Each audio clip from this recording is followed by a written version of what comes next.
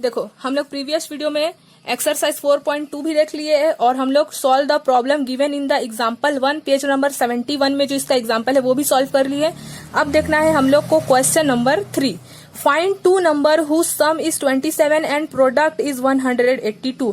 हम लोग को दो ऐसा नंबर फाइंड करना है जिसको सम करे प्लस करे तो 27 मिले और उसी नंबर को जब हम लोग प्रोडक्ट करें मीन्स मल्टीप्लाई करें तो 182 मिले।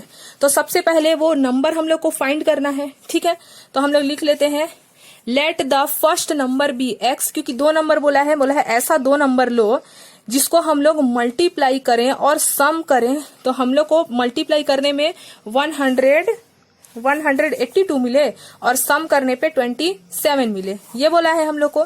तो हम लोग फर्स्ट नंबर x मान लिए और सेकंड नंबर को क्या मान लिए 27 माइनस एक्स। कैसे माने 27 माइनस एक्स, देखो फर्स्ट नंबर x मान लिए हैं, ठीक है, और सेकंड नंबर हम लोग को नहीं पता है उसको ऐसे ही छोड़ दिए, लेकिन दोनों का सम हम लोग को क्या बताया है 27 है। तो ये वाला जो नंबर है इसको सेकंड नंबर मान लेते हैं। तो सेकंड नंबर हमारा क्या निकलेगा 27x को इधर भेज देंगे तो माइनस एक्स ही आएगा। ऐसे हम लोग सेकंड नंबर निकाले हैं, ठीक है।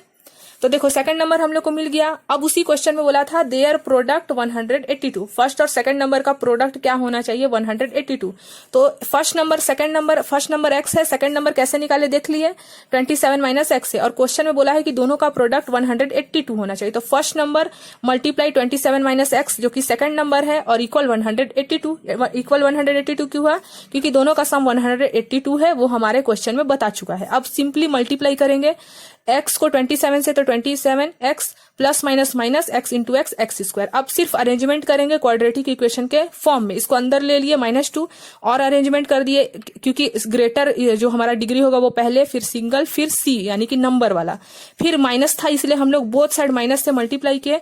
तो माइनस से अगर मल्टीप्लाई करेंगे तो minus minus plus minus plus minus minus minus plus, ठीक है। अब हमारा फैक्टराइजेशन फॉर्म में आ गया है, हमारे क्वाड्रेटिक इक्वेशन को फैक्टर निकालने के फॉर्म में आ गया। तो क्या करते हैं 182 को, यहाँ कुछ भी नहीं है तो 1 अगर रहता कोई सा नंबर, मान लो 2 रहता तो 2 से मल्टीप्लाई करते, अभी कोई भी नंबर नहीं है मतलब 1 है, तो 182 1 जा 182। अब इसको एलसीएम लेंगे और हम लोग को ऐसा फैक्टर लाना है कि जिसको प्लस और माइनस करने पे हमको क्या मिल जाए -27 और मल्टीप्लाई करने पे 182। तो 13 इंटू 40 182 होता है, और जब हम लोग उसको प्लस करते हैं तो 27 भी आता है। तो -27x को रिप्लेस कर दिए -13x -14x से, कॉमन ले लिए तो हमारा x का दो वैल्यू मिल गया, x -13 दो बार था इसलिए एक बार लिख दिए, और x -14 जीरो के इक्वल करेंगे तो x का यहाँ नेगेटिव है इसलिए पॉजिटिव वैल्यू मिलेगा, यहाँ -14 है इसलिए पॉजिटिव 14 मिलेगा। हम लोग को दो वैल्यू मिल गया, एक x का वैल्यू मिल गया 14 और दूसरे वाले x का वैल्यू मिल गया 13, इसमें 14, ठीक है। तो हम लोग को फर्स्ट नंबर तो पता चल गया, फर्स्ट नंबर या तो x होगा या तो 14 होगा। तो अगर फर्स्ट नंबर x हमारा 13 लेते हैं तो सेकंड नंबर 27 माइनस 13 करेंगे तो 14 आएगा, यानी कि अगर फर्स्ट नंबर 13 है तो सेकंड नंबर 14 है। और अगर हम लोग फर्स्ट नंबर 14 लेते हैं, एक बार 13 के लिए चेक कर लिए, और अगर फर्स्ट नंबर 14 लेते हैं तो सेकंड नंबर 13 होगा, यानी कि आंसर 13 और 14 ही है, ठीक है। तो अब क्वेश्चन नंबर 4 देख लेते हैं। Find to consecutive positive integer. हम लोग को टू कॉन्जिकेटिव पॉजिटिव इंटीजर लेना है। देखो इंटीजर हमारा प्लस माइनस सब में होता है, लेकिन यहाँ बता दिया है कि पॉजिटिव ही होना चाहिए इंटीजर, जो कि पॉजिटिव मतलब प्लस होता है। इंटीजर कोई सा भी लो लेकिन वो पॉजिटिव इंटीजर ही होना चाहिए और कॉन्जिकेटिव होना चाहिए।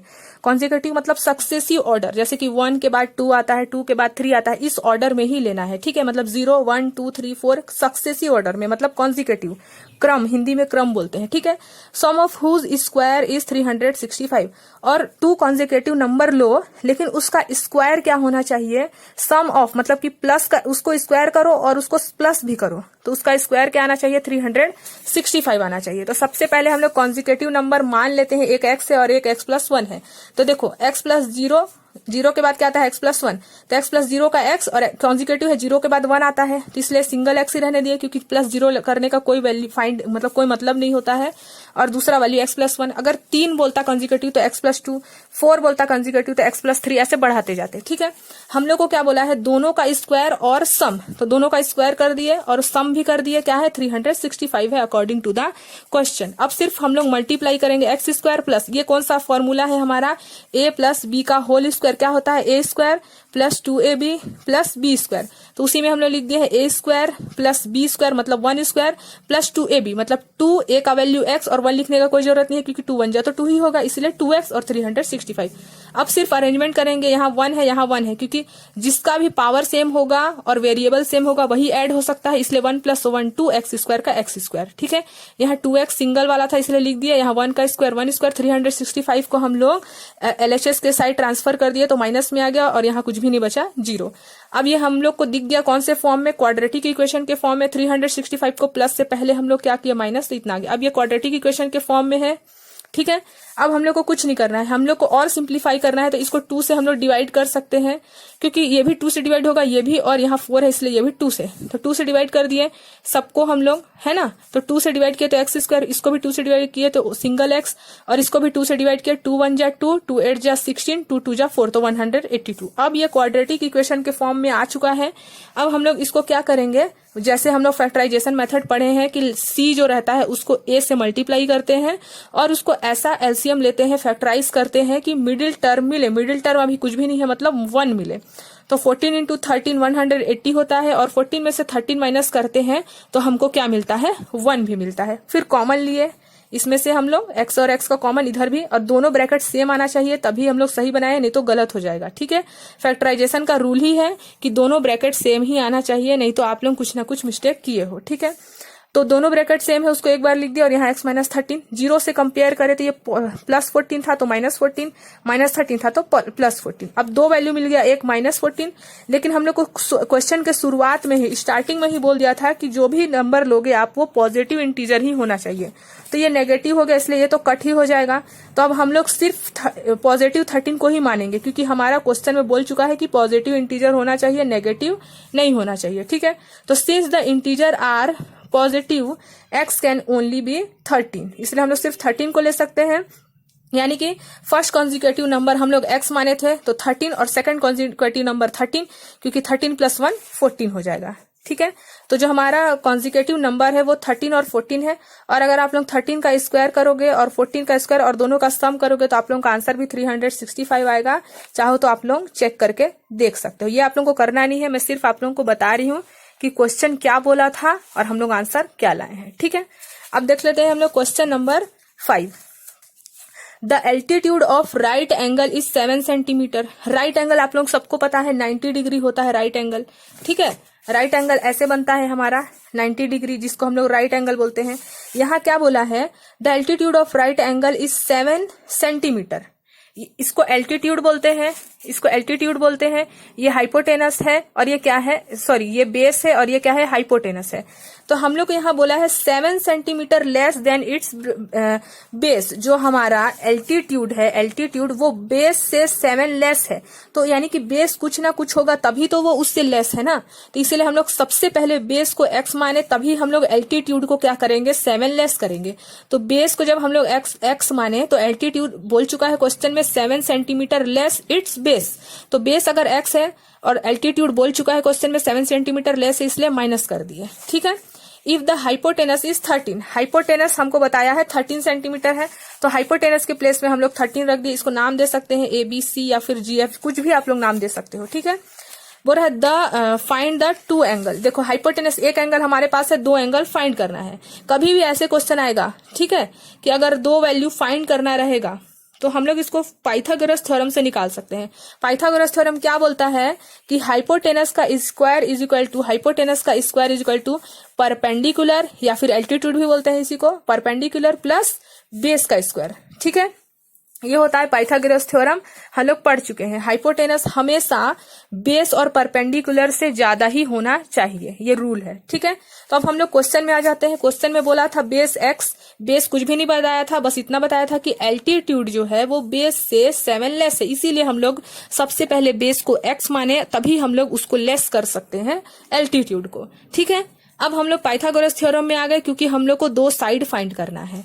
हाइपोटेनस h से शो की हूँ, एल्टीट्यूड आप लोग एल्टीट्यूड लिख सकते हो, या फिर परपेंडिकुलर, एल्टीट्यूड और परपेंडिकुलर सेम होता है। ठीक है, और बेस क्या है हमारा x, सब वैल्यू रख दिए।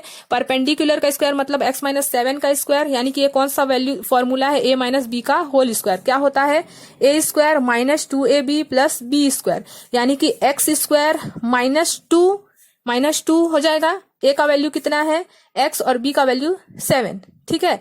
तो 7 2 जा 14x आ जाएगा यहाँ पास 2ab के प्लेस में, और b स्क्वायर 7 स्क्वायर है इसलिए 49 डायरेक्ट लिख दिए हैं, और x स्क्वायर का x स्क्वायर। अब इसको हम लोग सिर्फ सॉल्व करेंगे, x square plus x square को अरेंज कर दिए हैं बस, 14x लिख दिया और 49 को इधर 169 को इधर ले जाते हैं ताकि क्वाड्रेटिक इक्वेशन के फॉर्म में आ जाए। इसको इधर भेज दिया, माइनस में हो गया, यहाँ कुछ भी नहीं बचा, 0, ठीक है। 2x स्क्वायर माइनस 14x इन दोनों को माइनस करेंगे तो 120, इधर 0 है, ठीक है। आप लोग 0 इधर लिखोगे तो भी कोई प्रॉब्लम नहीं, इधर लिखोगे तो भी कोई प्रॉब्लम नहीं है, इसलिए हम लोग 0 को इधर ट्रांसफर कर दिए हैं। उससे पहले हम लोग क्या किया है, इन इक्वेशन को बोथ साइड 2 से डिवाइड किया है, क्योंकि 2 से डिवाइड होते हुए हम लोग को दिख रहा है, क्योंकि ये भी 2 का फैक्टर है, ये भी और ये भी, तो 2 से डिवाइड कर दिया तो यहाँ 1 बचा, इसको 7 बचेगा, 2 7 जा 2 6 जा 12, ठीक है। अब ये क्वाड्रेटिक इक्वेशन बन गया, ax square plus bx plus c equal to 0 के फॉर्म में पूरा आ चुका है। अब कुछ भी नहीं करना है, फैक्टराइज कर देना है। फैक्टराइजेशन मेथड से x का वैल्यू फाइंड कर लेंगे। तो 60 को 1 से पहले मल्टीप्लाई किया, 60 को ऐसा एलसीएम लेना है, फैक्टराइज करना है कि उस फैक्टर को प्लस या फिर माइनस करने पे -7 मिले। 12 5 जब 60 होता है और 12 में से 5 माइनस करेंगे तो 7 भी होता है, यानी कि -7x को रिप्लेस कर दिए हम लोग 12x प्लस 5x से। अब हम लोग क्या करेंगे, कॉमन ले लेंगे, तो x का वैल्यू यहाँ -12 है तो +12, और यहाँ +5 है तो -5 है। x का 2 वैल्यू मिला, एक 12 मिला और एक क्या मिला, -5 मिला, ठीक है। तो since side are positive, side तो पॉजिटिव ही होगा, नेगेटिव तो होगा नहीं, तो x के लिए हम लोग सिर्फ कंसीडर क्या करेंगे 12, क्योंकि साइड माइनस तो होगा नहीं। आप लोग बनाओगे अगर ट्रायंगल, राइट एंगल बनाओगे आप लोग, तो -5 का बना पाओगे क्या, पॉजिटिव ही वैल्यू रहता है, 12 सेंटीमीटर 30 सेंटीमीटर 10 सेंटीमीटर, कभी ऐसे बनाए हो क्या -5 सेंटीमीटर, तो ये तो हम कंसीडर नहीं करेंगे। अब 12 कंसीडर किए तो हमारा बेस को हम लोग क्या माने थे 12, ठीक है। तो बेस का वैल्यू तो 12 आ गया, और एल्टीट्यूड क्या निकल जाएगा, बेस का वैल्यू 12 है तो x के प्लेस में 12 रखे और उससे 7 को माइनस करें, यानी कि 5 आ गया। तो यानी कि जो हमारा एल्टीट्यूड है वो 5 आया, माइनस करे तो 12 में से 7 माइनस किए तो 5 आया, और बेस 12 आया, और हाइपोटेनस गिवन था 13। तो यहाँ पास हमारा 5 सेंटीमीटर एल्टीट्यूड, बेस 12 और 13 हाइपोटेनस क्वेश्चन में ही गिवन था, ठीक है। तो क्वेश्चन नंबर 5 कंप्लीट हो गया। अब देखते हैं क्वेश्चन नंबर 6। क्वेश्चन नंबर 6 देख लेते हैं। A cottage industry produce a certain number of poetry articles in a day.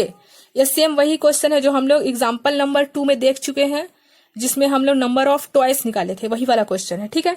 तो बोल रहा है कि एक certain number of article produce करता है। It was observe on particular day that the cost of production of each article in rupees was 3 more than twice the number of article produce on that day. 3 more than है और twice the number है article के। तो देखो हम लोग करते जाते हैं, है ना, आधा आधा क्वेश्चन देखते हैं, नहीं तो आप लोगों को एक ही बार बताऊंगी तो समझ में नहीं आएगा।